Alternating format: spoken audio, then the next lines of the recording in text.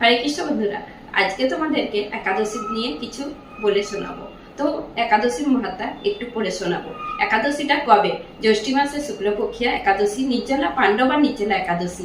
এই একাদশী যদি কেউ এই নির্জলা একাদশীর দিন থেকে দ্বাদশী ব্রত পালন করেন, তাহলে সে 12টি একাদশী আছে যে সেই একাদশীর প্রধান ফল লাভ করতে পারবেন। জ্যৈষ্ঠী মাসের শুক্লপক্ষিয়া একাদশীর নাম হচ্ছে পাণ্ডবা নির্জলা একাদশী। যদি কেউ এই একাদশী সম্পূর্ণ নির্জলা ভাবে পালন করেন, তাহলে তিনি অনায়াসে 12টি একাদশীর ফল লাভ করতে পারবে।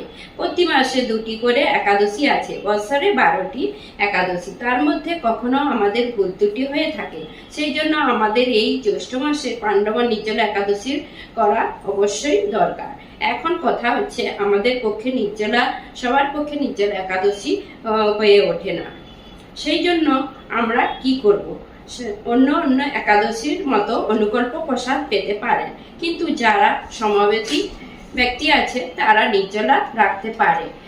যেমন দ্বাদশী দিনে ব্রহ্ম মুহূর্তে স্নানাদি সম্পাদন করিয়া ব্রাহ্মণকে বস্ত্র ও স্বর্ণদান পূর্বক ভোজন করিয়া কুটুম্ব সহ নিজে ভোজন করিয়া এই একাদশী ব্রত পালন করিবে।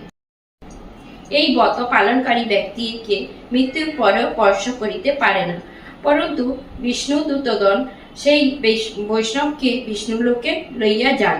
এতএব সর্বযত্নে এই পাণ্ডবা নির্জলা একাদশী পালন করিবে। আর সবাই এই একাদশী ব্রত পালন করবে, আর সবাইকে উৎসাহিত করে তুলবে যে একাদশীটা যেমন পালন করে। আর বাকি একাদশী দিনে হরিভজন, মালা জপ করা, ভগবানের নাম, এইসবগুলো করা আমাদের দরকার। আর সবাই একাদশী করে। হরে কৃষ্ণ।